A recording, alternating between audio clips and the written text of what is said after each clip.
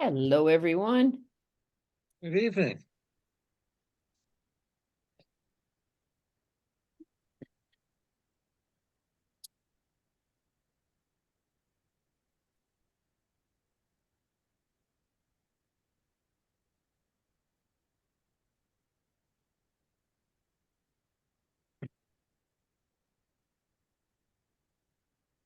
Let's see.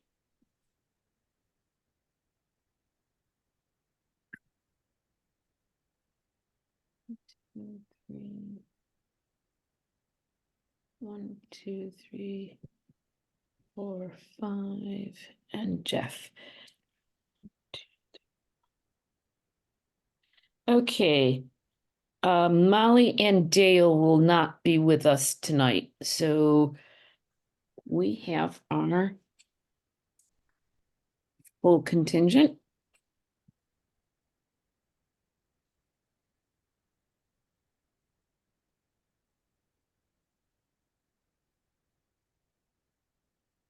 Let's see. Are we expecting anybody else? Oh, we can wait till 7 o'clock. Why not? I'm pretty sure Andrew's planning to sign in. Oh, okay. Thank you. Hi, everyone. Hello. Hi, Heather. Hi, Stephen. Dominic, this is Penny. For the minutes, will Matt be joining us tonight? He will not, no. Okay, Thank you. thanks.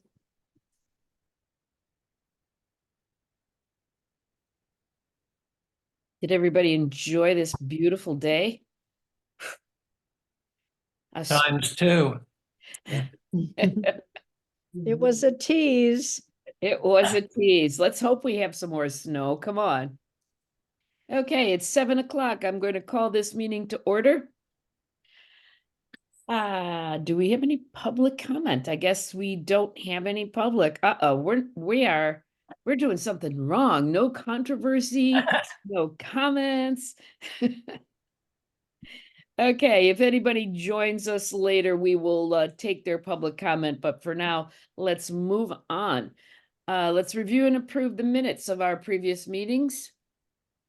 Do I hear a motion to approve the minutes of February 13th, February 13th? Thank you. as corrected. As corrected. Stephen, move. I mean, go ahead, Marianne. I move that we approve the minutes of February 13th as corrected. I will second that. That's Stephen. All right. Any changes or corrections now? I had a couple things. I added them in. Okay, so never mind. We can talk about them if you'd like. Thanks to all. Yep, I added mine in too. Okay. Roll call vote. Antonellis, aye. Dalmas, aye. Foster, I. Jake's aye. Quackenbush, I. Paleo, aye. All right. Those minutes have been approved. Do you, there aren't any other outstanding minutes, are there? I don't think so, although just to be sure, I checked on our town website and several that I've sent in haven't been posted yet. Right, I noticed that. So do you want to check with Grace or? Yeah, I'll check again. I know sometimes she just gets swamped. Yes, of course. So if you would check with her, I'd appreciate that. I will do that. Okay. Let's start with an update on the restrooms. Dominic. Nice. So I have a presentation, Elaine. I'm happy to share. Would you like me to jump to that? Absolutely. Yep. Absolutely. Nice. If somebody could make me co-host.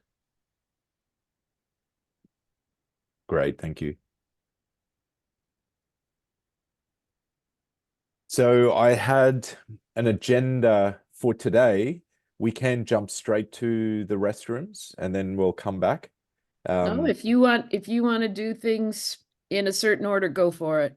That's fine. That is what everybody, that's the hot topic. So as you brought it up, Elaine, I'm very happy to bring that up. So, Okay. Cool.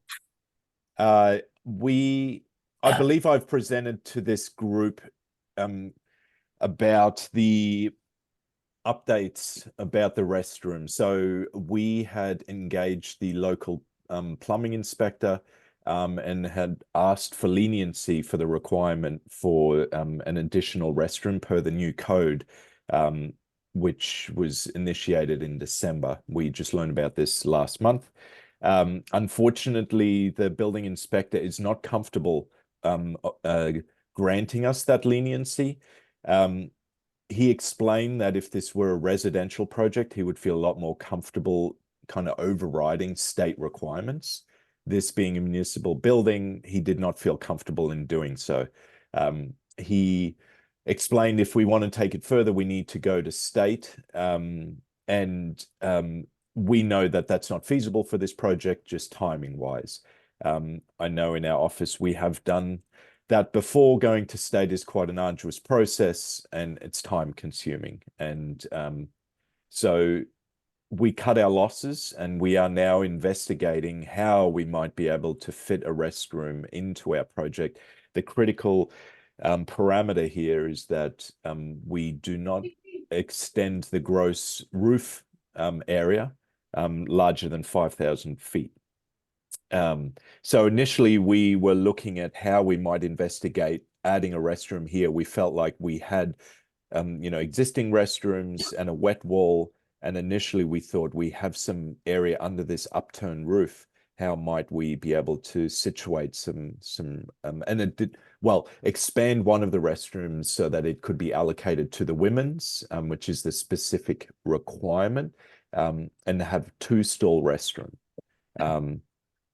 But that really changed the feeling of entry under this upturned roof. And we really didn't like what was happening with that. We have gone back to our code consultant who confirmed that we meet the code if we leave the 2 restrooms as they are, gender neutral. This is considered for the size of the project. If we locate an additional restroom over here, this is still considered within the same zone, meeting code. And if we have 2 ADA accessible restrooms, we are allowed to provide a third gender neutral independent restroom with a toilet and a sink that does not need to meet ADA, which frees us up spatially. So we have been looking at different iterations of how this might work. You can see here in light blue, this is the existing footprint of the building. And we are looking to grow the building footprint by a certain amount. It's kind of in the area of around 100 square feet. This is still all very much in flux and malleable. The way we were able to achieve that is by reducing the roof overhang, the eave. So previously we had a 15-inch roof eave with a strategy to sheet rainwater off the roof. We're now reducing that eave.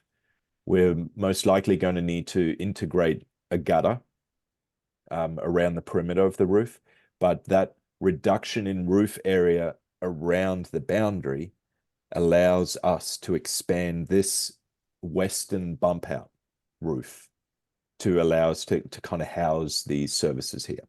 So the dotted line is was the eave? The blue line, let me zoom in here. Hang on. No, I'm So looking I have a light blue eave. line here. That Yes. was sorry, this was not the eave, this was the exterior wall. Mhm. And the roof eave was double what you see here, basically. I see. Okay. So we're still working through this, looking at different orientations for this room and how we might be able to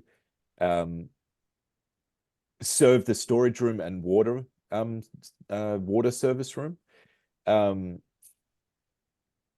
It's it's not optimal in any of these cases, I don't think. You know, for the janitorial staff to have to empty a mop sink, I think is the biggest consideration for entering the staff workroom, then the storage room, and then getting to the water service room where we have a mop sink, right? So that's kind of what we're thinking about. How does the storage room work? How does the water service room work? So the biggest caveat at the moment is we are waiting for our plumbing engineer to confirm the design of the water service room around the water well.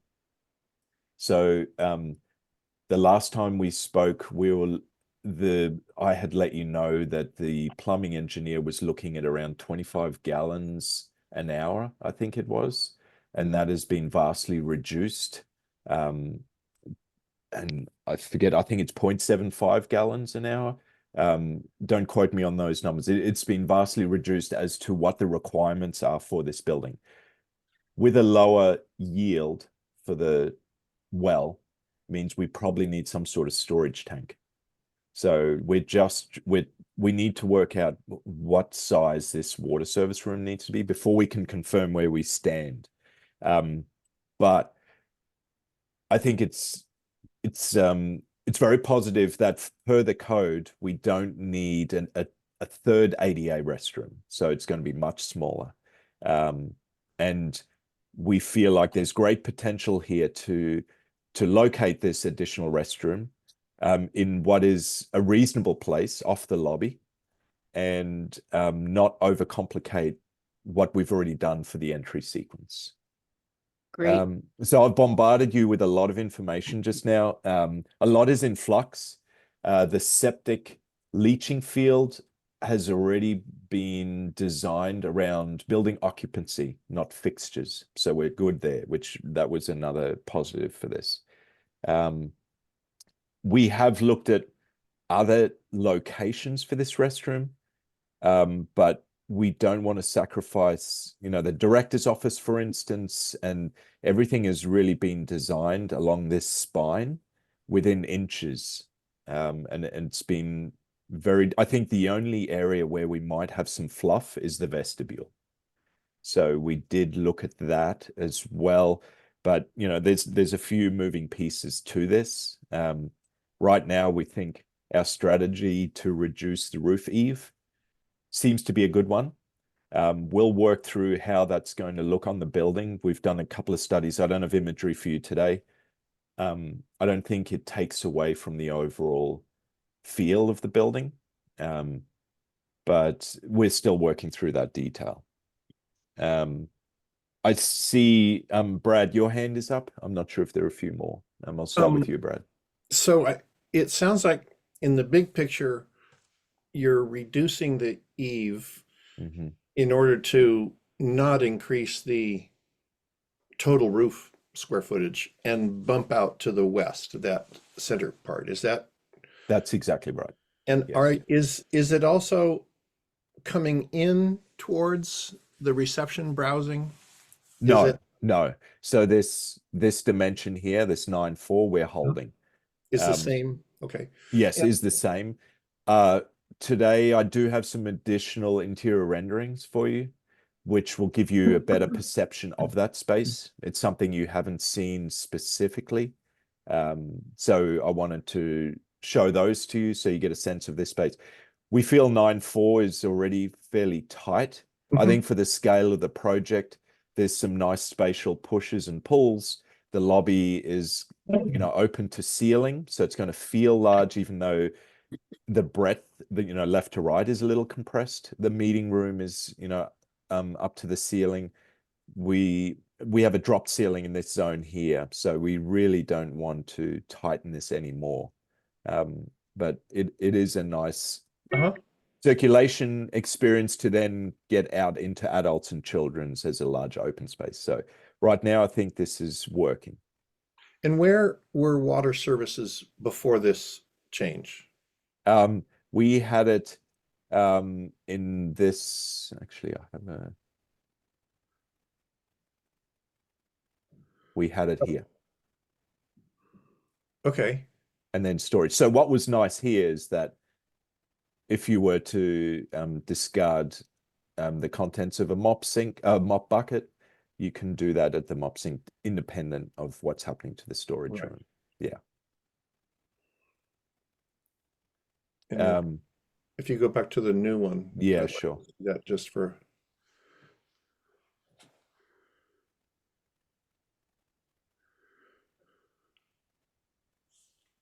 Okay. Yeah. So again, not as favorable to do this move. It restricts a little bit what you can use this wall for storage room, but potentially you could program the rest of the walls here.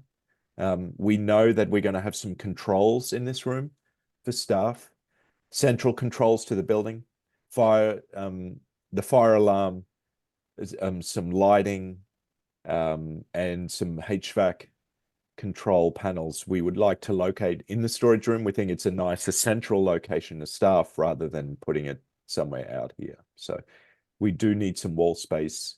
So yeah, a few considerations. Does the bathroom need to be public, or could it be just for staff? No, it does. It needs to have a all building user designation. Yeah. Thank you. I'm done. Yeah. Thanks, Brad. Jeff. Just to clarify, are you saying you're gonna put gutters on the entire building or just that I the think outside of the storage staff room?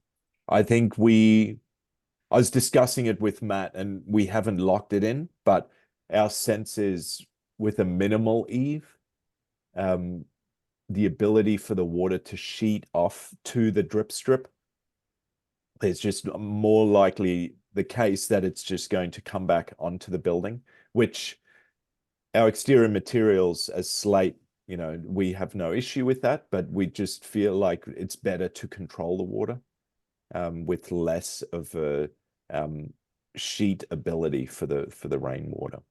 So it would be on the lower sides of the gabled roof, right? That lower eave. So the western portion, and then this portion and this portion. Okay.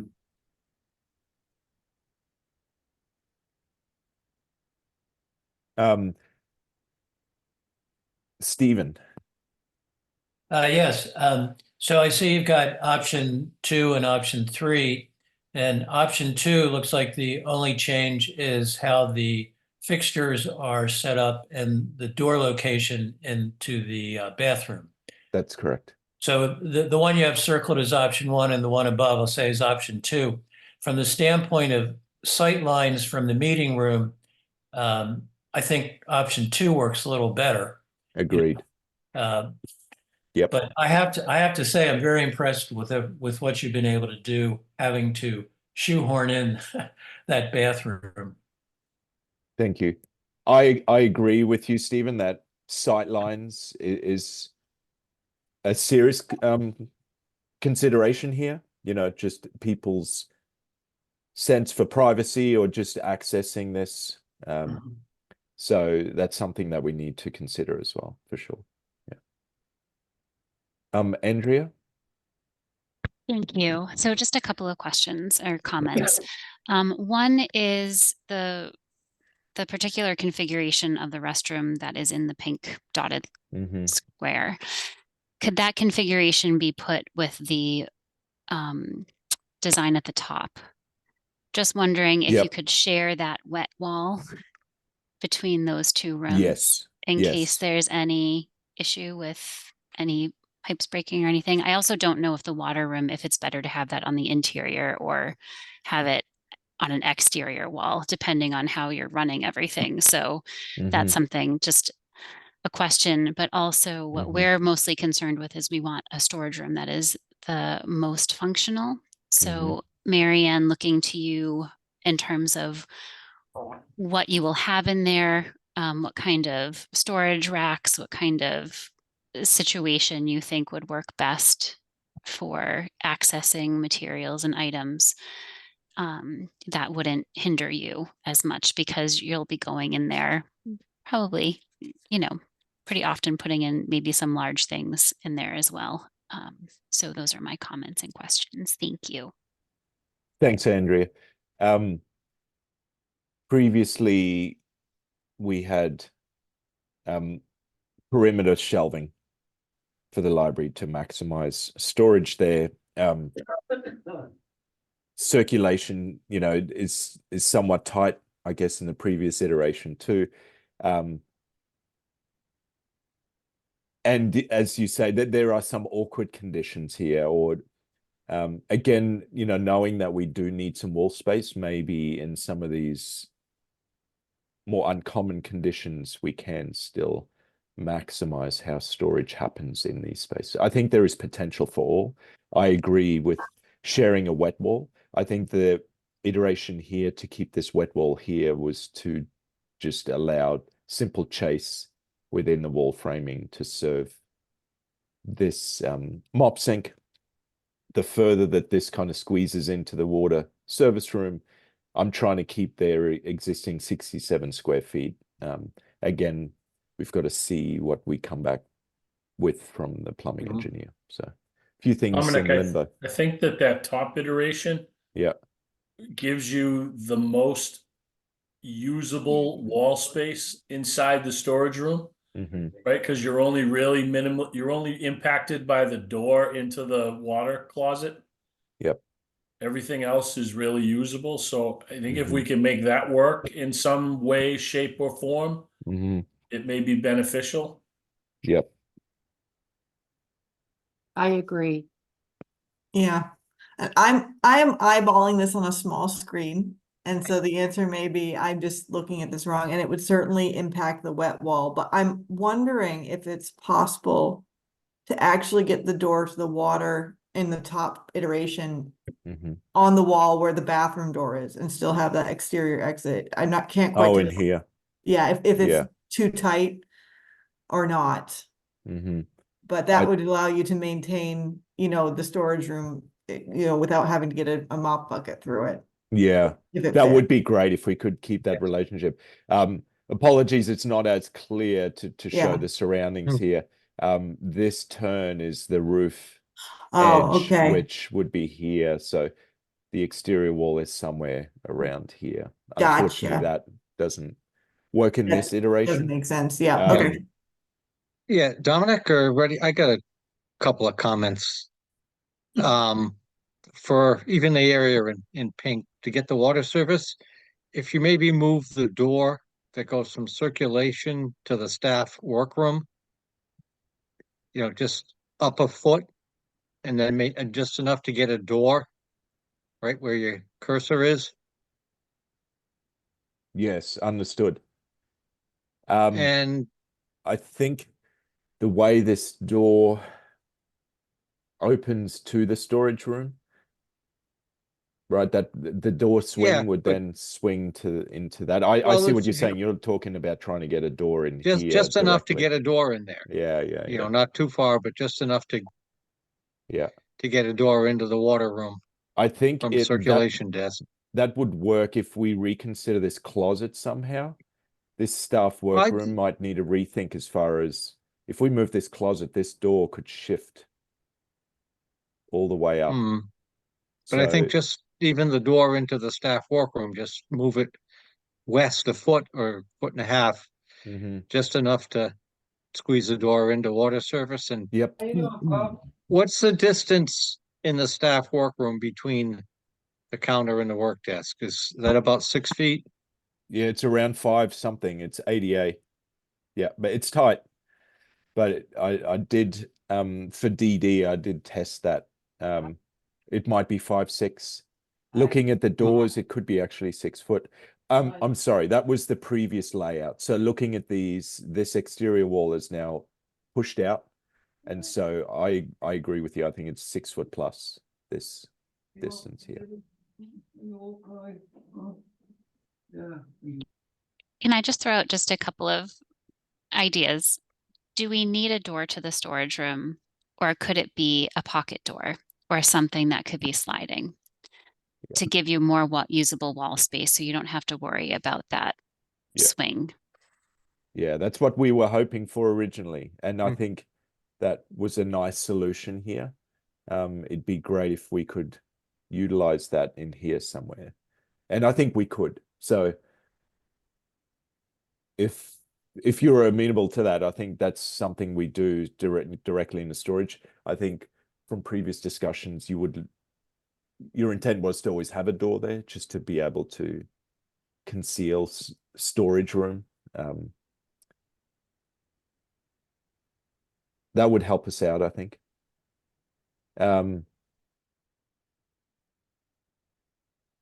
Yeah.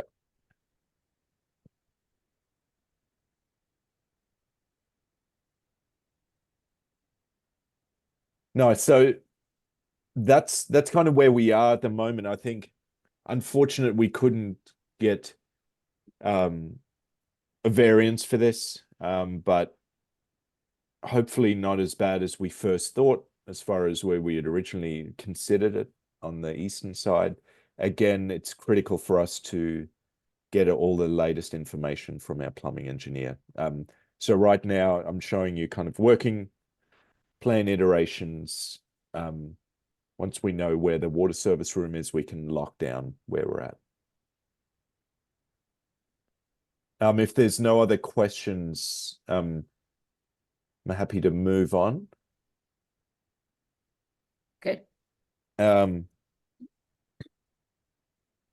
So we met with the police chief, and I just wanted to quickly update you that our site plan and a complete project met their needs. I think the only suggestion we got from the police department was to include 2 security cameras.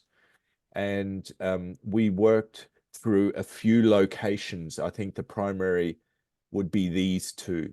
So one mounted to the side of the building under the roof, so that you get a sense of this entry and this side, this western side of the building, and then another camera mounted to where we're proposing a parking lot pole light fixture.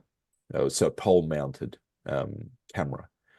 There were a few other locations that if they could, they would like to mount some more, but we felt like this was the base kind of 2 cameras that offers them the coverage they want. So we will include those as part of the contract. Other than that, everything else was fine. So I don't really have anything else. We had a good meeting, and then so that was positive. Dominic, will Yeah. there be interior cameras like by the entryway or anything? No. Okay. Yep. So that was security cameras. Then I've just got some additional agenda items I wanted to quickly talk through. The retro plate we had proposed as a VE item for the tile that we had in the project. There was a good question raised about cracking in the slab that continues to happen after the slab is poured. We went back to our structural engineer to really get their insight as to how long does it take until the slab stops cracking. And they said it can take a few years. And so this was a consideration for the retro plate finish. So we were only intending to retroplate the structural slab. Normally, if you really want to control the finish, you would do a topping slab, which is more expensive. So if we always knew that cracking, that there's a potential for cracking to happen, and we were okay with that.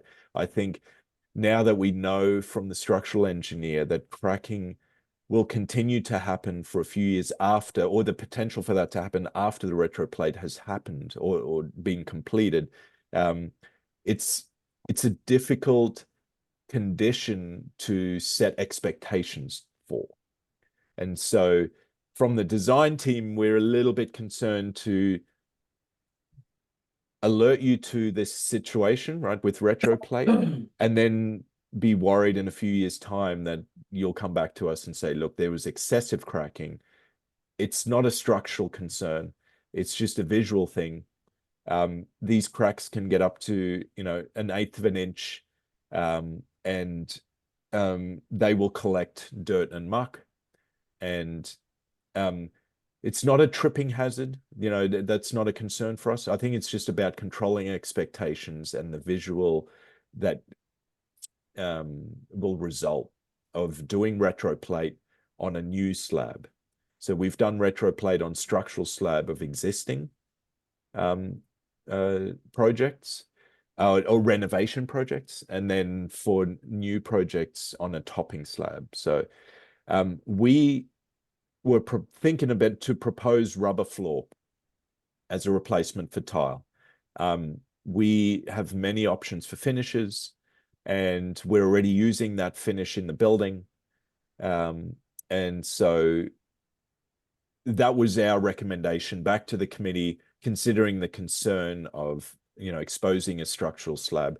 There's another condition where structural slab needs to be cut at certain locations to mitigate some of those cracks, and those saw cuts would be visible at that lobby exposed location. So that's another condition where, again, you know, we feel like we can really control how the result finished floor will look if we use rubber floor. So we're kind of going back on our initial recommendation, and we're considering rubber floor.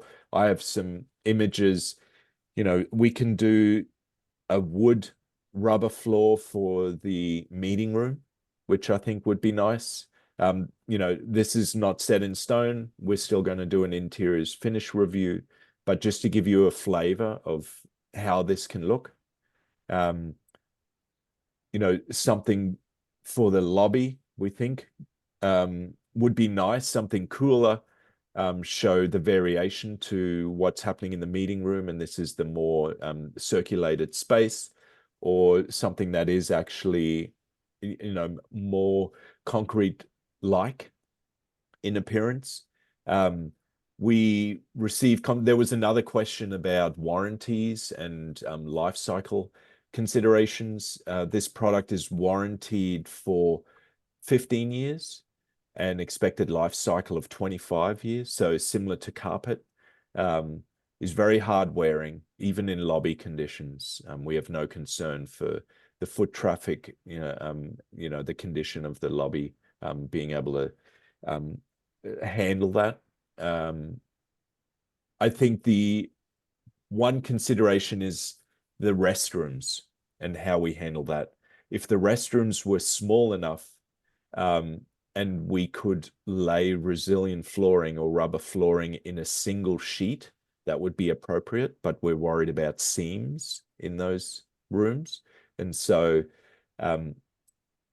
we still have to reach out to our cost estimator, and I'm not sure how we handle, whether we handle this in our 75% CD cost estimate, but we had originally priced porcelain tile for the lobbies, and that came in at a high cost.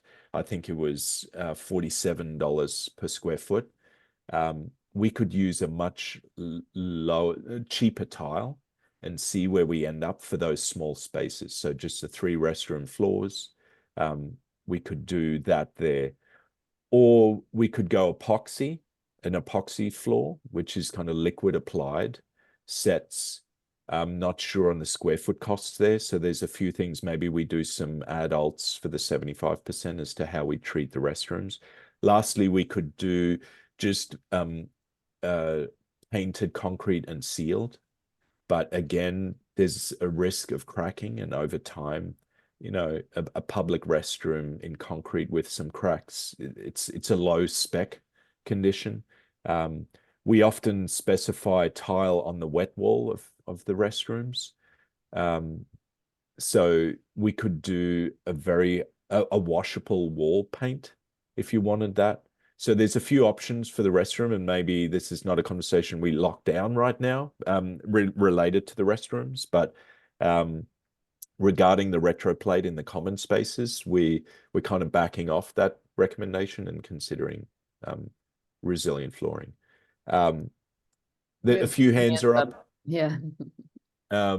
Elaine, sorry. Yeah. Oh, I was just saying there are a few hands up. Yeah, sure. Brad? So the rubber floor, would you have that in the meeting room? That's correct. And how does it withstand chairs that get sat upon Pushed around. heavily and moved and things like that? Right. No concern. We commonly spec this material in our Thank you. projects.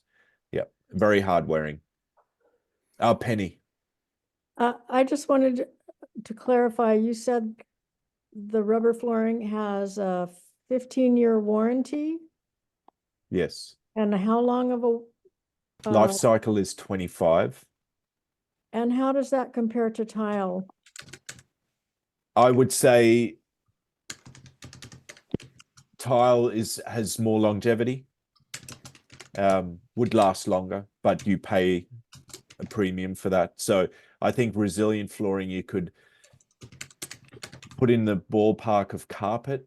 I think carpet maybe would be replaced a little sooner. I have to familiarize myself again on the warranties for carpet. I think carpet is around a 25-year product as well. And that is not to say that it wouldn't last longer. That's what we're getting from the manufacturers. I'm just nervous about a 25-year lifespan product in the lobby. Understood.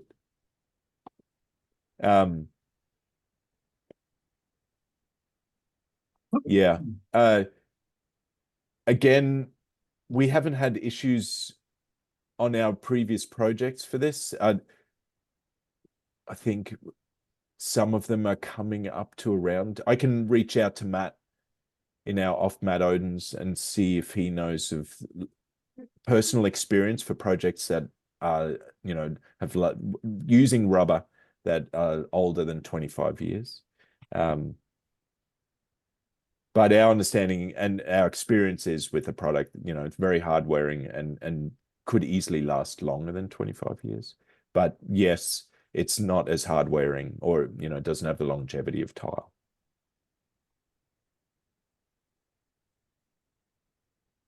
Thank you. Yeah. So that was retroplate. The concrete pavers, there was a question about having the precast concrete pavers located here outside. Oh, I'm sorry, Marianne. Was there another question? Yeah. So could we do something like,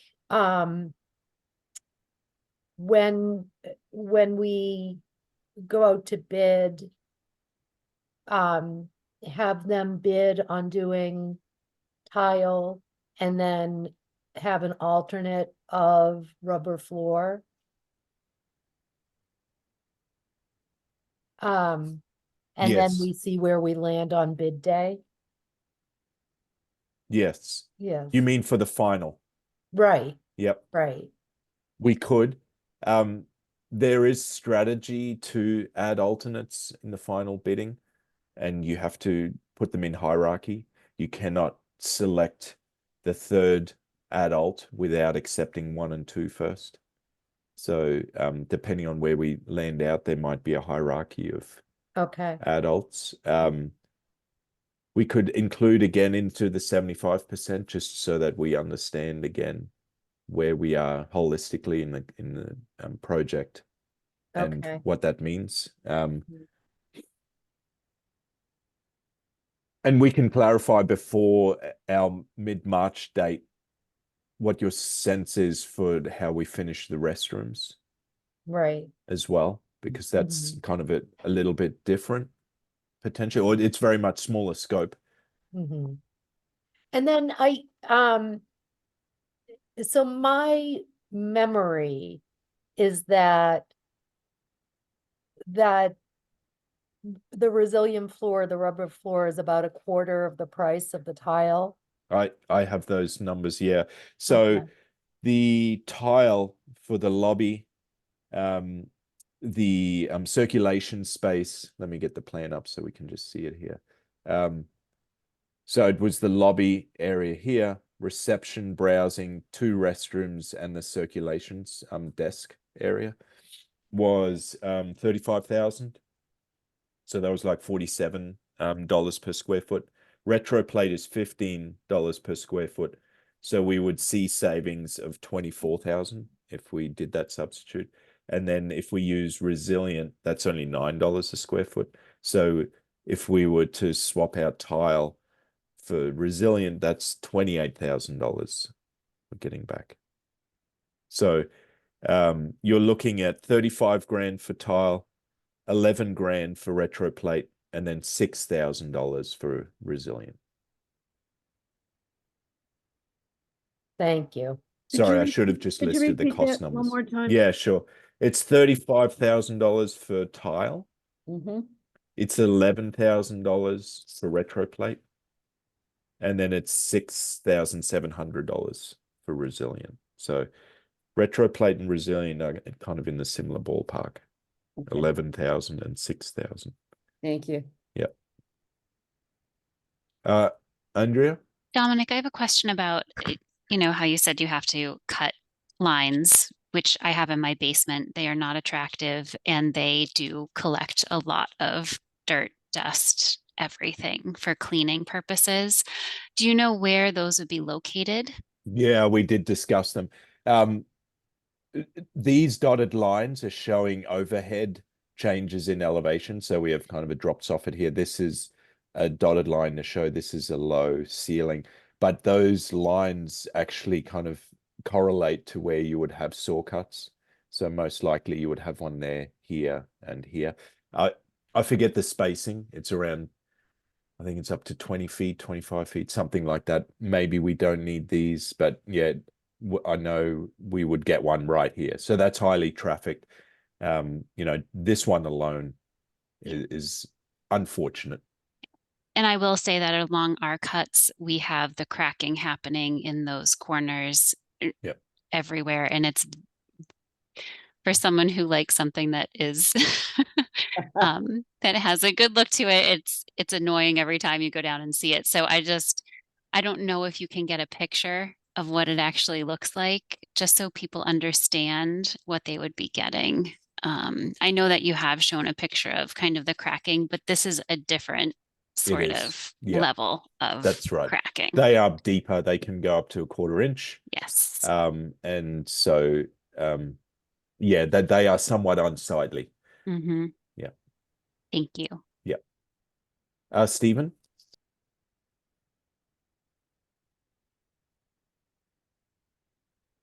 You're on mute, Steve.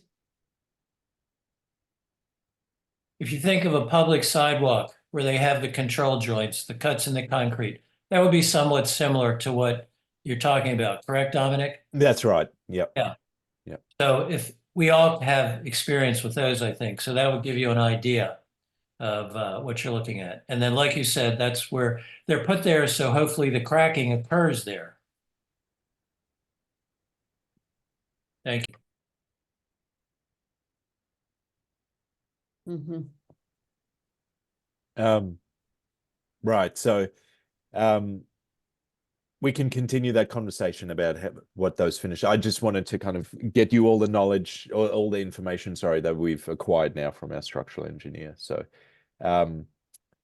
so jumping around a little bit, concrete pavers again. There's a zone here outside adults that was allocated to have concrete pavers in them. There was a request to see what we could get back if we were to substitute that for the bituminous, delete the pavers in that location.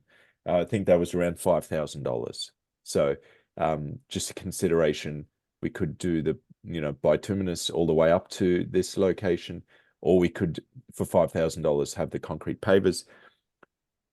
My sense is this, we highly consider this location in the plan and the space of the library. We think pavers obviously look much nicer. So it's a $5,000 question. I think it would look much nicer with pavers, obviously. But just to give you all the information. So it'd be good to know what your decision is before mid-March for the 75%. That way we can understand scope. Tech scope is a conversation really between us and Marianne and CMS about meeting room speakers, security cameras. So we know we have 2 additional security cameras. We were talking about potentially having meeting room speakers for presentation events, and it's scope that we're coordinating. The other thing is telecom service to the building is something that we need to coordinate for. We have utility conduit runs going to the project, but we need to make sure that if you're going to have telecom lines, we need to make sure we have details for those conduit runs. So that's kind of high level. Marianne? Oh, you're on mute. I'm sorry. I wanted to go back to the concrete pavers. Sure. So we're gonna do another cost estimate at 75% CDs to see where we are. And so say we decide to do, tonight we say, we know that we are still not on budget. And so we're just gonna do the bituminous pavement and then, to save $5,000. And then say during construction, I find a pot of gold. Can we make design changes then? Absolutely. Yeah. Okay. The only thing is it's not a dollar for dollar ad. There's markups involved. 10% here, the GC is going to put 10% on top of any change order, so it ends up being more expensive, but Okay. that may be the only avenue for you to get it, right? If you're tight on a budget. Right. So we have a $5,000 line item for that, the pavers in that location. It could be, 5.5 or, Mhm. maybe 6. I don't know. Right. I'm kind of hypothetical at this point. You're Right, but I looking at, found a pot of gold, so it Right. doesn't really matter. That's Right, right. so, okay. Yeah. Okay. Just, so when we're thinking about this to help us make these decisions. Because we still, we're not at that next cost estimate. We have to add a 3rd restroom and we're Mhm. not on budget yet. So I think, Marianne, just to add insult to injury, just keep in mind that those types of exterior finishes are 100% town funded. right. Right. Yeah. But it's also not something that if it's 100% town funded, we could put it in the way it is with the bituminous, and then if you find a pot of gold in 3 years, then we could change it Right. on our own. Yes, you could. Right. And how does this factor into the conversation we touched on? I don't know, a recent meeting about doing a fundraiser for the Right. papers. For pavers, right. Well, they're going in the front door, aren't they? Or the back door? I So- don't think we ever discussed where they were going. The front entrance is pretty darn short. Right. So It's- we have them at both lobby, entry and exit Mhm. locations. And I got confirmation, Penny, from Stimson that precast concrete, the Hanover pavers they're considering can be etched or engraved, so that you could get donors to make a donation and then they can have their name engraved into the pavers. So There was an open question about square footages, and for the life of me now, Marianne, I don't remember whether I ended up You getting that gave to you. me, I did. yeah, you Great. gave me square footages, and Yeah. then somebody from our Friends of the Library group called around. So there are companies that sell you the bricks and do the engraving. And so Sam, who's on the Friends of the Library, called several companies, and lots of different libraries do this in lots of different ways. And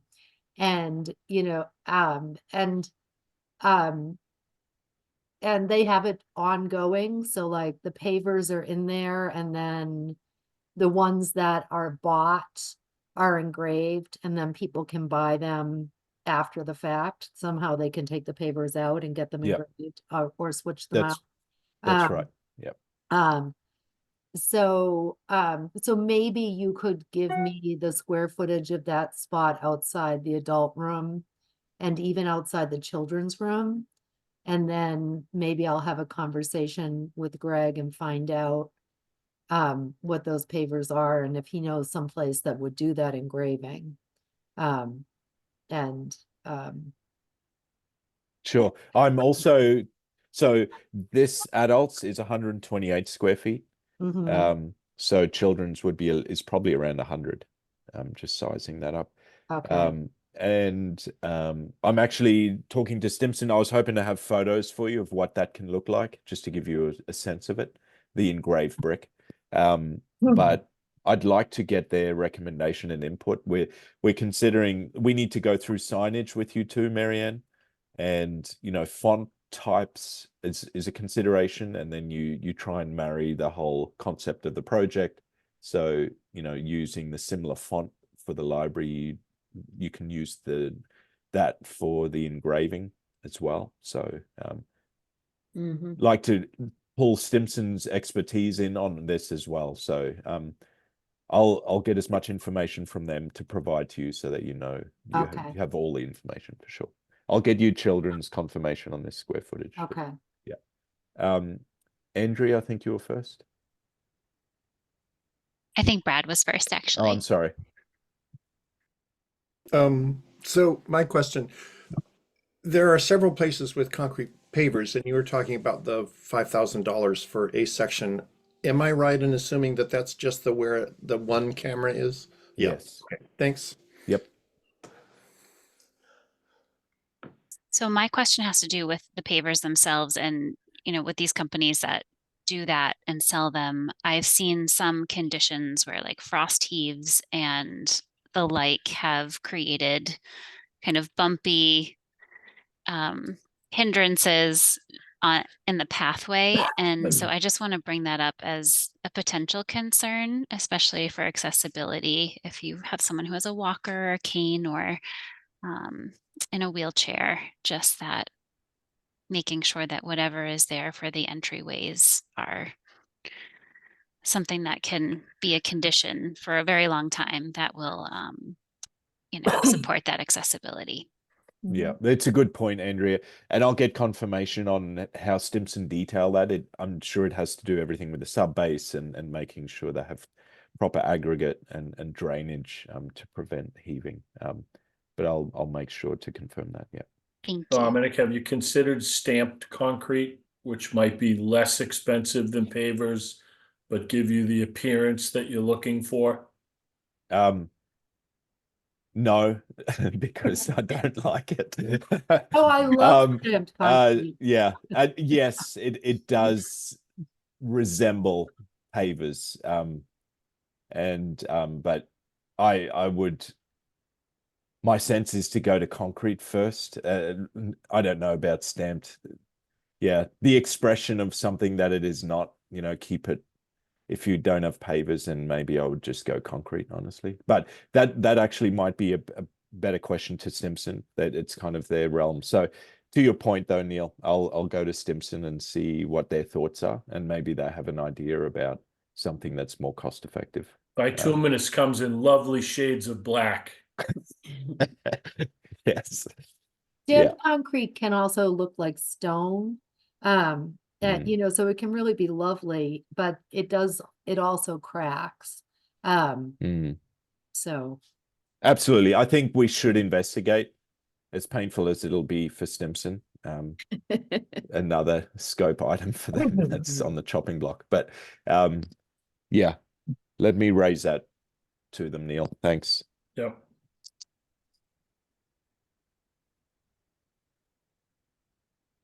I think that was it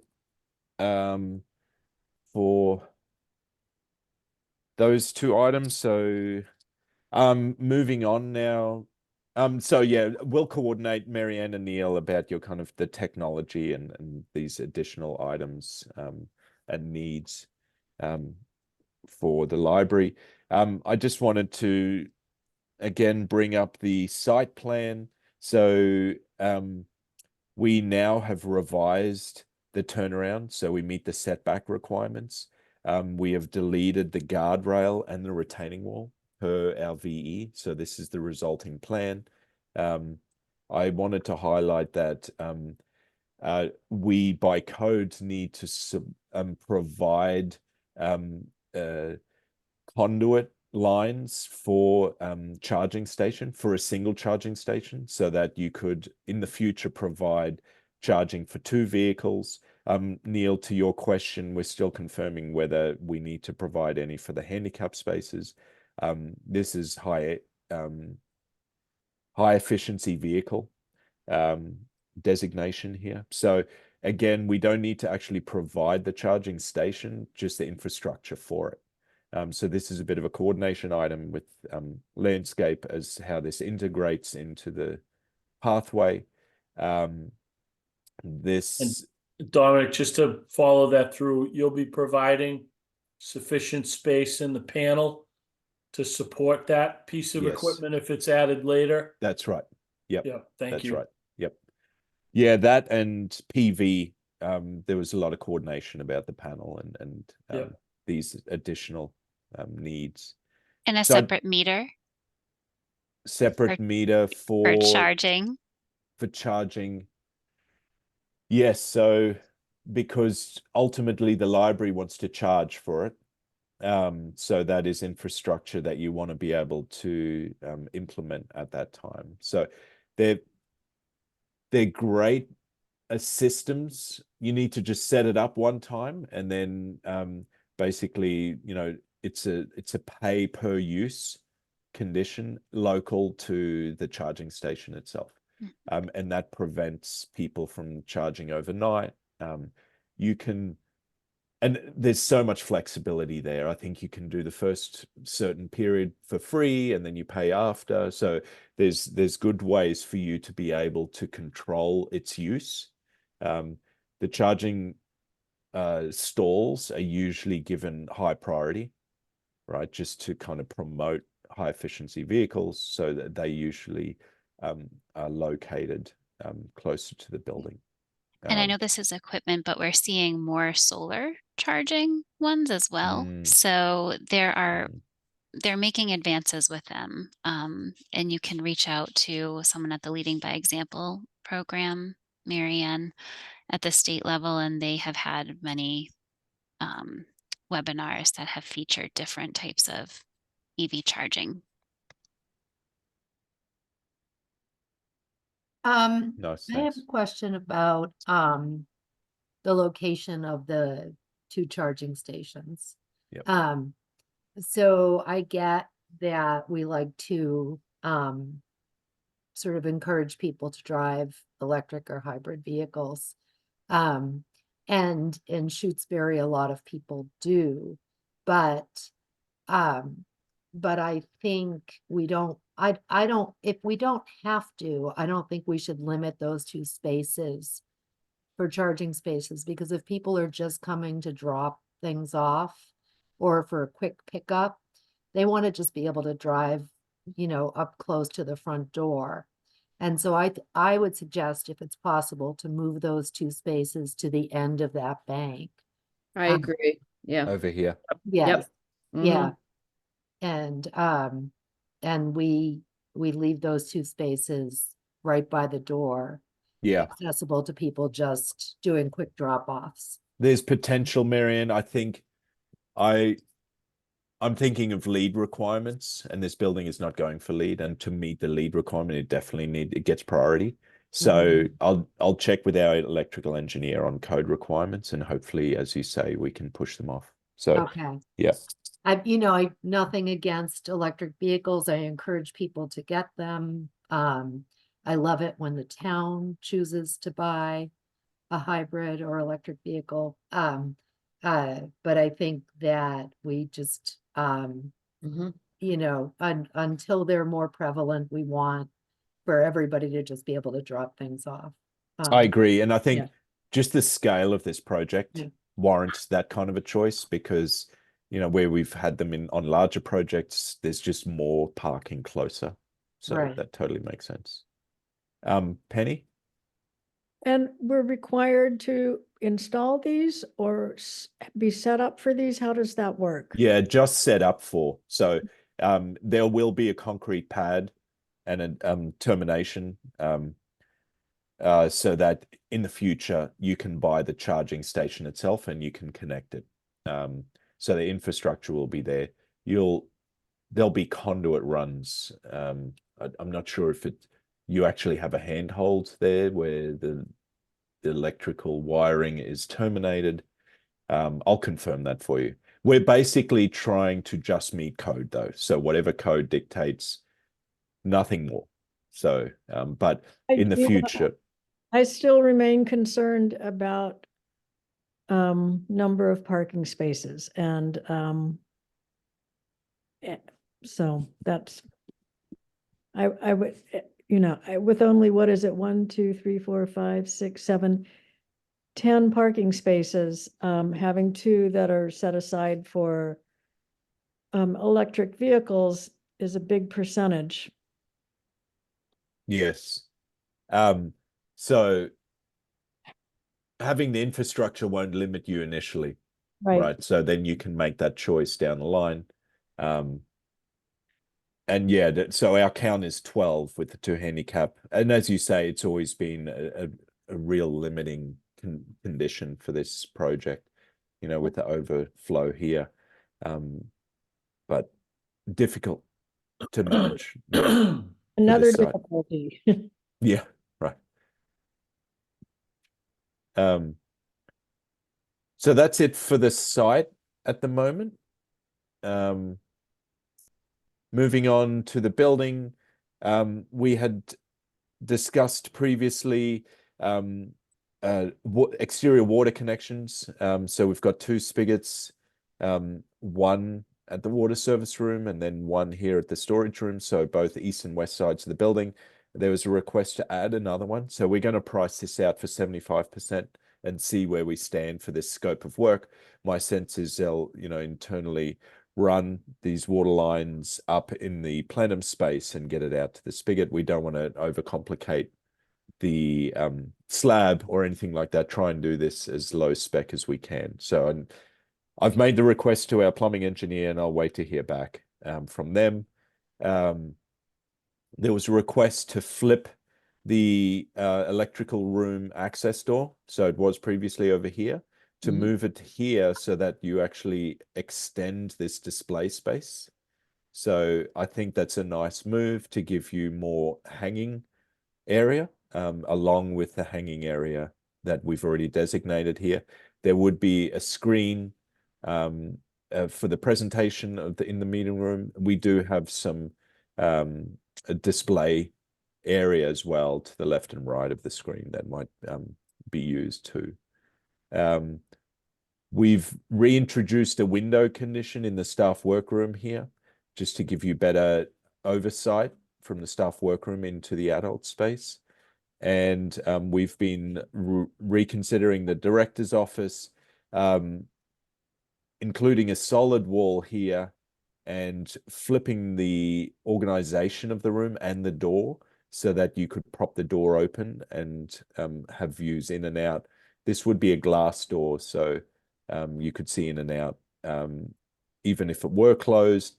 I think this room is very much constrained as are all the rooms.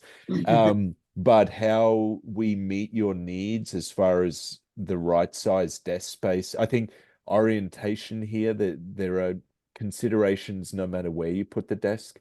It cannot go on this wall. Privacy is a consideration. I think there might be difficult sight lines as soon as if you're outside walking along this path, and you would be further away, you'd be over here, being able to see through just at this sight line, exactly that angle, to, considering privacy of the director using the computer here, or similarly this way, right? It's not optimal. If you had all the room in the world, you would kind of separate this desk so that you have your own space behind it.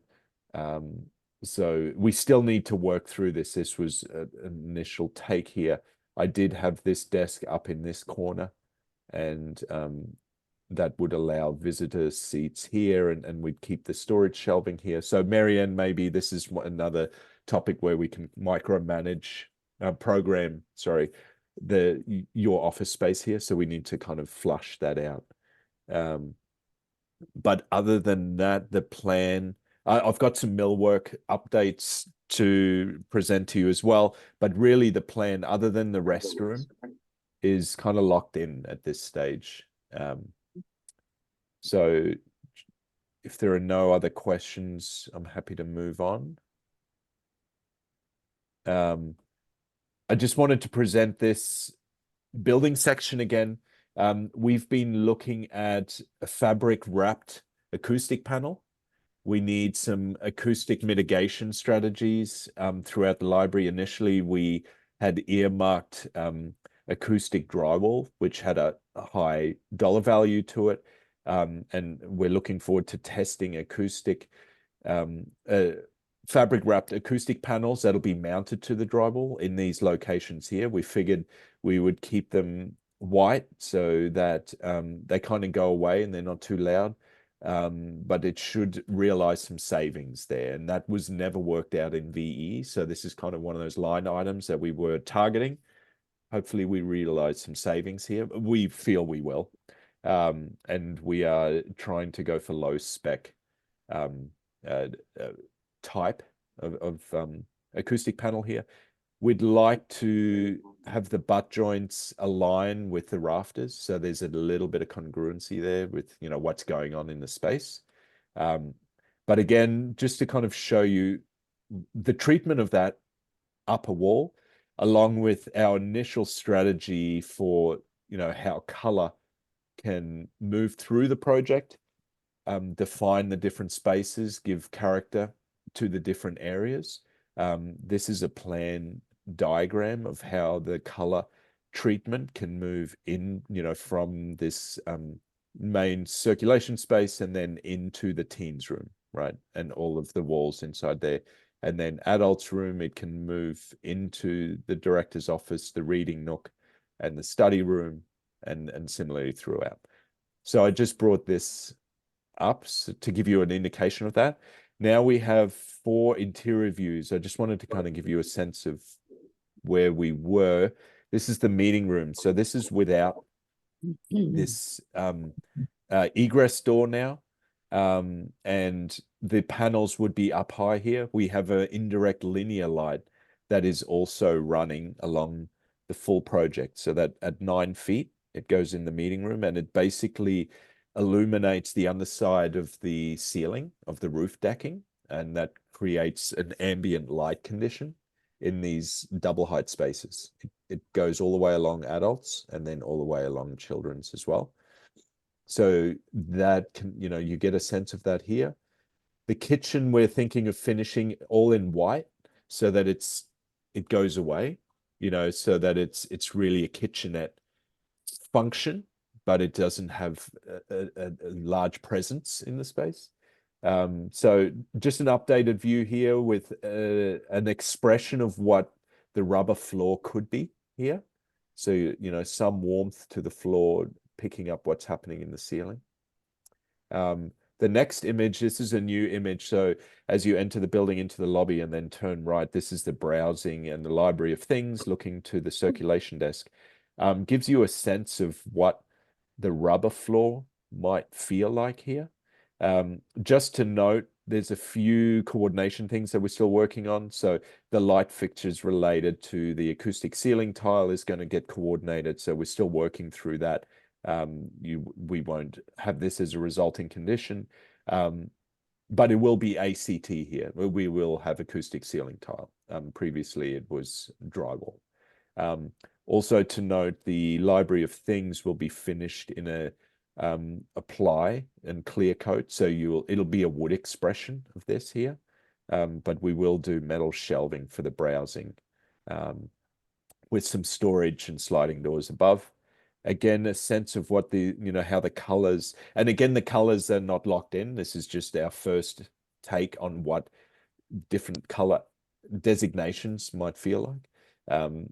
We can definitely fine tune that. The next image is walking, just as you enter the adults room, you look back to where you came from. So this is the entry lobby. Again, the same space as from the other angle. So a little bit more a view of the circulation desk. This is the new circulation desk without the privacy screen. The book drop is an actual slot on the counter surface itself. The self-checkout and adults computer space. And then these perspectives you've seen before. A sense of, so this would be finished in carpet, a sense of the color with this linear indirect uplight, acoustic panels above, but generally spatially, not a lot has changed here. And then lastly, children's room. This would be resilient floor. And I think what we're not representing here is some inlays that we could, that we are going to actually have here, but a sense of, can we treat this shelving niche in a different tone? This could be good for display, and then, opposed to the color that we're treating on the right. Again, linear uplight and acoustic panels. Andrea. Thank you. Can we just go back to the service desk and that condition with the book drop area? So you're saying that it's on the top. Yep. So with a slot that I'm assuming can fit maybe one book at a time. I'm just concerned about the spines of the books hitting in that direction instead of being put in a way where they're more horizontal than vertical. So I just want to bring that up as a potential concern. Great. Yeah, it's actually, Andrea, it's similar to the Norwell circulation desk. Okay. So slightly different in proportion, but very similar in how that has been detailed. Let me just zoom in here. So again, that is this slot here, and you can see it here. Let me just zoom in quickly to the section. So you can see here, you do have that edge. You have the edge to come down and do it. So it's not a straight drop. Good. Right. There's a ramp to it. Thank you. Yep. So again, wanted to give you guys a flavor of some of these interior spaces, especially this. And Brad, I know you would, I'm talking about this relationship here. It is quite a compression in the project, but I think, it can be afforded with what's going on in the adjacent spaces. We're hoping to realize this condition even with the new restroom. So keeping all of these walls as they are and just allowing the western side of the room, building to extend. Moving on to millwork. I'm sorry, what's the treatment on the interior windows? It's aluminum? Yes, it's going to be a demountable glazing system. So you frame in the rough opening, and then this system is independent and gets installed. The finish is yet to be decided as far as color is concerned, but yes, it's an aluminum. And the curtain wall openings, or the storefront openings on the exterior walls in the meeting room and at the end of adult and children's. Yep. Is a window system. It looks like it's rendered to be wood. Is that correct? It's aluminum clad wood window that are going to be ganged. So they're independent They're casement windows that are ganged together. Okay. We are using Pella Architect Series as a basis for design. We're actually working with Pella. So we're developing our details with them, and we've done this on a few of our projects. That way we really lock in great fenestration details. Yeah. And we've had good luck to then get that manufacturer. So those are an interior wood finish. Yes, it's a wood window, aluminum clad for the exterior. Okay. And so the aluminum clad would probably go in a gray tone to pick up on the slate and the metal trim that we have on the exterior. Okay. Thank you. Yep, no problem. Can I be annoying one more time just to sure. go back? I know, Stephen, you had your hand raised, but can I just go back to the desk one more time? Yeah, sure. This one is a smaller desk than what Norwell has. Yeah, it is. And Marianne, I just want, you're losing surface area. You're losing some flexibility on top of that desk if you have the opening there. Sorry, I just wanted to mention that one thing. Yes, yeah. It's it's not our primary it's not how we would initially like to have that condition. I think this works really well, and it's a nice kind of resulting strategy, but it all hinges on this book drop, the cart. And so what we usually do is we have that privacy screen as we had previously, and that affords you for the side entry. So I guess we never had that surface area. Well, it was raised. It Right. was a raised condition kind And of. there's no way to do it on the side, to have the book drop on the side, given the height. I think framing, potentially we could look at that. I just don't want you to lose surface area on your main service desk. Yes, understood. I think to the previous, so the desk has not changed in size. So what we had was about an 8-inch raised curb condition that's following my cursor. I think it stopped around here. Yeah. And ergonomically, we recommend those do not. Those are not part of the desk design. So yeah. So if So I there's a think- way to figure it out where you can give the full surface area and have the book drop still function, that would be our preference. Yeah, let's look at that again. Andrea, I'm happy to do that.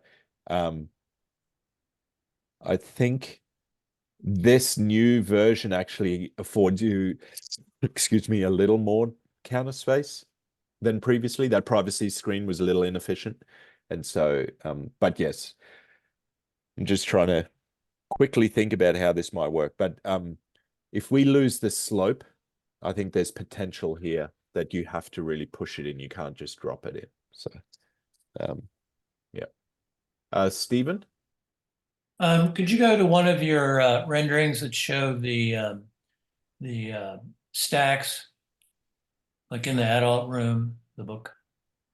So it's a metal shelving unit, and then it's wrapped in the wood. Is that what I'm seeing? That's correct. Yes. Okay. So Andrea can probably answer this question then. So the wood wrapping, is that included, or is that considered an additional cost? The wood wrapping is ineligible. Yeah. The metal shelving is eligible. And that's how it is for all of our projects. And a lot of them do wrap in the wood. And then we pay for the metal shelving within it. Thank you. You're welcome.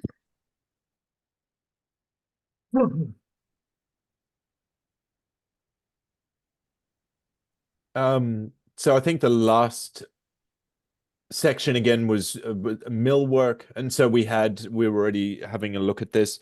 Again, I just wanted to update you on the revisions that were made, and Andrea will have a look at this book drop condition for sure. The slot, and Marianne, I think this warrants a meeting with you as well, just to really micro program this.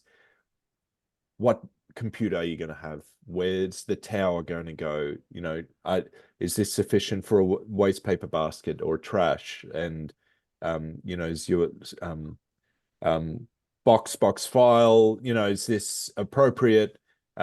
We could revise this to a freestanding FF&E box file cabinet as well. So we'll kind of go through the nitty-gritty of this with you. Similarly, the self-checkout. I think one thing that we'd like to hone in on is the printer station and how big the printer is. As you can see from this view here, if you had a different printer that might be larger, you'd start to obstruct views in and out. And so, you know, we can set this down so that whatever printer you're considering is set lower than this counter height. This is the self-checkout. So just a few of those kind of micro programming conditions. We're going to use flip up power grommets for the adult's computer countertop there, so that so users don't need to fish their computer cords through just a hole, or just a grommet itself to an outlet underneath. They'll have power at the counter. So minor revisions there. And then the library of things. We've been continuing to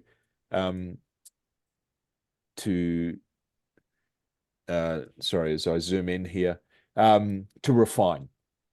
So what we've done here is really evaluate what is the true height of a life jacket on a coat rack.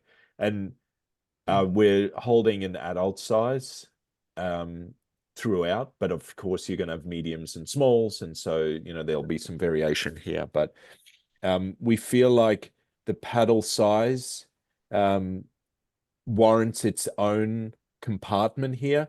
If we're able to fit 2 sets of life jackets, top, you know, up an upper and a lower condition in this zone here. From your previous requirements, Marianne, we meet your linear foot lengths here by, you know, not storing life jackets over here. We meet your requirements. So feel free to take time to go over this and get back to me with notes. What we've done effectively is lowered this fixed condition to allow you to really fit these in the life jackets above.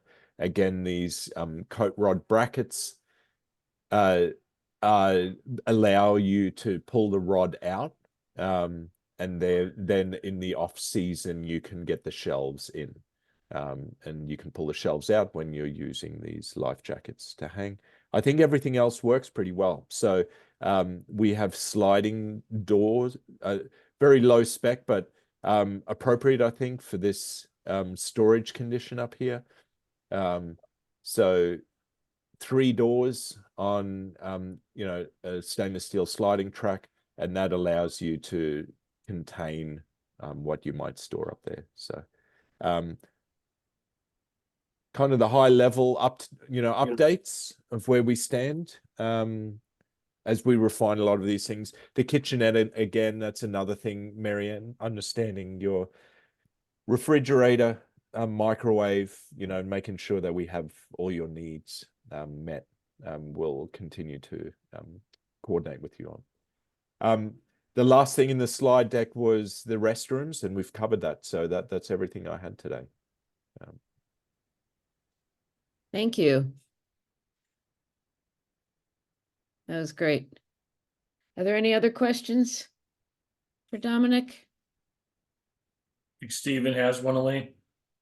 Oh, I'm sorry. Yep, Stephen. So Dominic, in the area with the sliding doors back in the library of things, is that a double or triple track for the sliding doors?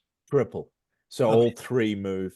Okay. Yep. That's my question. Yep. Thank No problem. Schedule wise, we're still on track for the mid-March pricing set. We're going back to Conservation Commission to apply for an amendment to the NOI related to the parking lot turnaround. We feel that we've reduced the hardscape, so the asphalt of the parking lot is smaller, less area. We're adding green space. So we're confirming that the stormwater strategy is staying the same, so it's not going to affect the stormwater report. We can only think that this is a benefit to the wetlands and what Conservation Commission, what they're kind of considering. So, but we do need to update them on what we're doing. So we're preparing for that. And obviously this restroom, that's the hot item right now. Yeah. Great. Jeff, you had a question. So Dominic, how much, I'm looking at your schedule. So you've got a cost estimate, like 2 Yep. weeks? Yep. And then how much time is the owner review? A week. Half an hour. Yeah. It is very much compressed, Jeff. And it was the best we could do. The cost estimate and then going to the final construction documents, there is not a lot of time, to say the least. Yeah, it looks like 0. Yeah, there's 1 day. yeah, there's a week or so. So So you're better at, we've got to make sure we're on pray the budget. cost estimate comes in on budget then, Yeah. or you're gonna be in trouble. Yeah. Okay. It was already a compressed phase, right? This construction documentation phase. So yeah. Yeah. Tight. Okay. Yes, Marianne. So who makes the bid documents? And who puts the bid documents out there in the world, in the places that they go? Neil? So normally, we will hire a plan distribution service similar to Project Dog or Bid Docs Online, and we will have them handle the distribution services. 95%, I would venture to guess, maybe north of that, is electronic distribution. Very, very few firms ask for actual paper documents. We can submit solicit pricing for those services. Dominic, do you have a firm that you've worked with? I think your blanket spec was written around Project Dog. Yeah. We've used Project Dog on a bunch of projects recently, yeah. Yeah. Okay. And I'm assuming that you're figuring on electronic bids. That's correct. Yep. Yeah. So we don't have to have anyone in the town administrator, anybody doing this, Marianne? That's No, what we'll I'm take care of asking. it. Okay. You're taking care of it, Neil, you and? Yep. Okay. Okay. And so that happens in the middle of April. We'll just call it April 15th. Yep. And then when are bids due? Plus 3 weeks for Okay, filed sub bids. And then plus 2 weeks from filed sub bids for general bids, generally speaking. okay, It'll be about 5 weeks, and we would expect that we would have a committee meeting and make a recommendation to award plus or minus a week after receipt of general bids. Again, assuming everything is on budget. So you have that at mid-June. okay. Okay. And who Alright. reviews the bids? Is that your job, Neil? Yeah, so the bids will come in electronically. I think by MBLC requirements, we have to review the DCAM information on the top 3 bidders and make a recommendation to the committee after that is done. So you review the top 3, and by that you mean the lowest 3? Yes.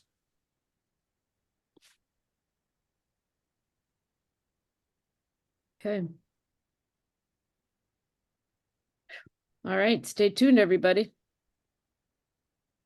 This is, thank you, Dominic. You're welcome, Elaine. I'll circulate. Well, I'll get this to you, Marianne, and the group. Okay, And thank feel free you. to reach out. thank you. Okay. Great. Are there any other questions before we move on? And confirming, we have another design review meeting next week. Yep, Wednesday at noon. Okay. Okay. All right, back to our agenda.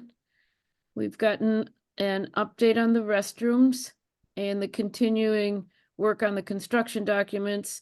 How about the NOI, Marianne? So I have the order of conditions. Yes. And so Beth delivered them today, signed them today. I haven't looked at them other than to make sure, but anyway, it's nothing surprising. We went through it. There's the conditions based on the state regulations and then the special conditions that they went over in the meeting. Mhm. And so that has to be filed with the in the registry of deeds. Penny, correct me if I'm wrong. Correct. And so Penny's gonna do that. And so it's good news. We do have to file an amendment for the NOI because of the changes to the parking area. Mhm. And that will probably require another public hearing. It- Or it will it require another Will public. require, Yeah, yes. it will. And that's unfortunate, but it is what it is. And so we'll just go through that process. And Penny and I are gonna do that paperwork. So what is the 10-day, when does the 10-day start for? So today is 0, tomorrow is 1. Okay, And then it's business days. So, Okay. Thank you. Okay. Well installation, how are we doing with that? oh my God.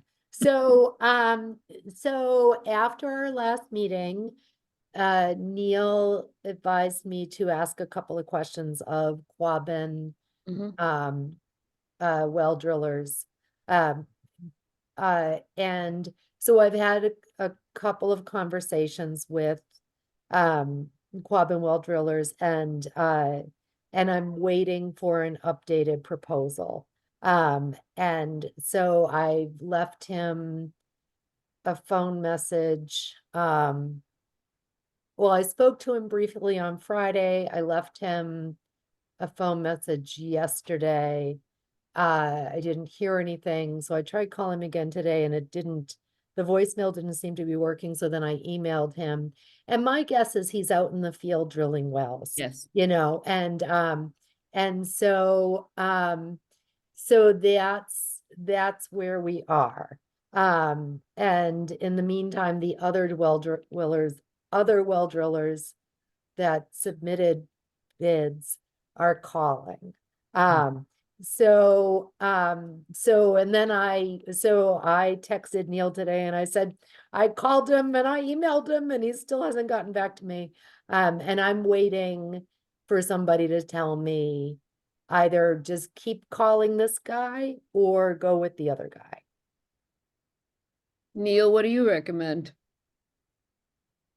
I think you have to just be clear what your expectations are in terms of getting back to him or having him get back to us. Okay.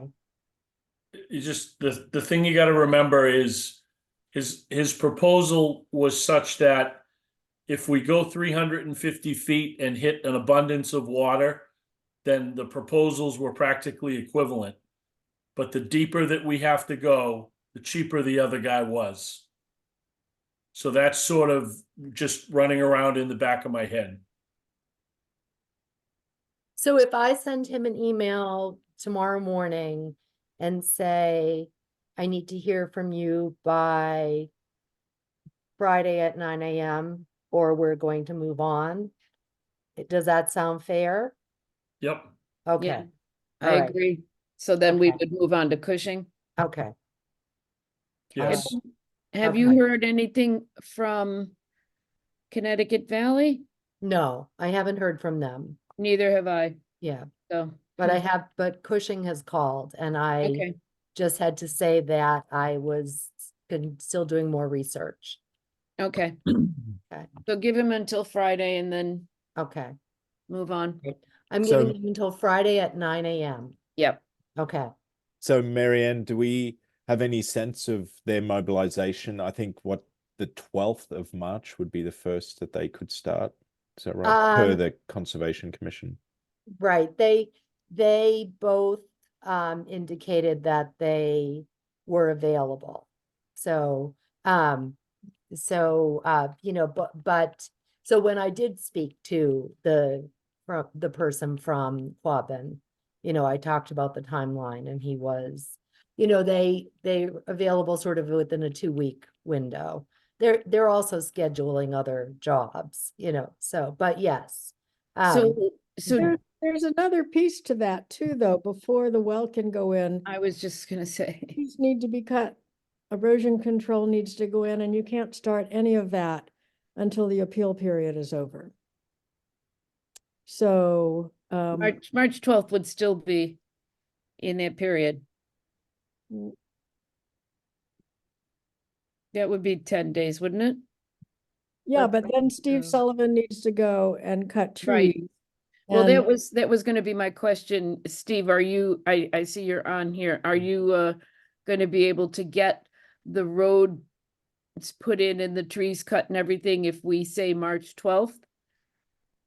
I don't see why not. Yeah, I mean, it's only, I think, 4 trees on each corner, and then it's just a matter of digging out the organic material and bringing in some gravel.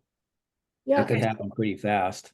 so Steve, we had also talked about putting down some sort of wood corduroy instead. What do you think about that alternative?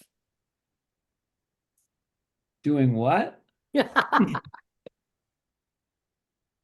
Putting down trees to drive over. Do you think it needs to be gravel? Can we go one day, either tomorrow or Thursday, out to the site and talk about this more in detail? Yeah, we can do that, because I know that loggers will do that when they're crossing wetlands, that they'll dump trees into it so that the DCR likes that, so that you can pick them back up Yep. and somewhat restore the stream on your way out. But yeah, we can look at that. I don't know if the trees that are being cut are of sufficient, no, none of them, not even those spruces. Yeah, okay. And I don't have a really clear area of how big the area is that needs to be hardened. It's long and it's Yeah, wet. it's long, right? Okay. Okay. Talk well, to the power line guys and see if they'll let us have some of their platforms. Oh, really? Yeah, they're big swamp map things. Yeah. I wondered if you could borrow those for a day. So that was actually a question I was going to ask Neil, and maybe Steve. Are there places, and Jeff, are there places where you can rent construction equipment? And would it be, I mean, Steve, and so Shannon's dad, if you could chime in, so would it be easier if we rented giant mats? And is that even such a thing? You know, does like every contractor have their own giant mats, or do they rent them? a lot of companies have a few and then they have to rent more. It might be that West County has those mats. Who's West County? They are an equipment rental place they're in Greenfield and Shelburne. We Mhm. use them for stuff, chippers and things sometimes. Okay. And would that be easier for you? I'm not sure how well, I'll go out there with Penny and look at it. Okay, Because if it's Okay. gonna be super wet, then, I mean, if you get the mats that Patterson carries around on their flatbeds, that would be great. But I'm not sure how those somewhat flexible mats that are only 4x8s would do with that I don't- 32-foot truck. Those won't work. okay. All right, okay. So in any case, I know that Steve knows what to do and will make it work. You being Shannon's dad knows what to do and will make this work. Great, thank you very much. Anything else with the well? Anything else with the updates? Are there any committee liaison reports? I will update you that Marianne and I are meeting with one of Senator Markey's aides to talk about a potential earmark for our solar panels. Because Senator Markey is such a clean energy senator, and so we'll see what he has to say about that, and also about all the incentives for the solar part of the project. So we're doing that Monday and Tuesday. Is there anything else? Any other liaison reports? Anything else anybody else has to say? Do we have another meeting? Follow up for Dominic from our meeting, 2 weeks ago, plus or minus, with National Grid. Any follow up from them on a design or a power work order number? Yeah, Or it's a good anything from that? question. I'll reach out to Bala again. I know they're the primary. I Yep. met with them again and they had not heard yet from them. So I'll reach out. That was last week. So I'll reach out to Bala. I'll get an update from Bala. Thank you. Yep. We don't have another meeting scheduled. If we do have, let's see. Do we want to stay on a 2-week? What were you gonna say, Marianne? Well, I was gonna ask when we expect the cost estimate. Right, The cost estimate's gonna go out the middle of March. right.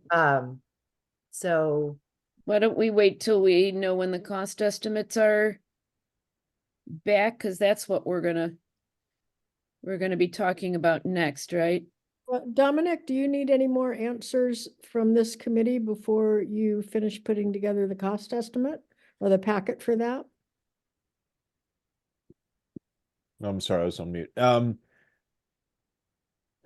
No, I think I've been considering interior finishes and locking that in for the 75%. So generally we have, the floor treatment, I think, just resolution on the tile substitute, I think is the critical one. Everything else I've got locked in, and getting the final selections is not necessarily critical for 75%. So really, I just want to get a sense from the committee as to where we should go with the resilient floor in the lobby. So we don't need an answer today. We're submitting mid-March, so we can meet again. I see that's going to be 2 weeks. That'll be right around that time, won't it? So do you want to meet on the 12th?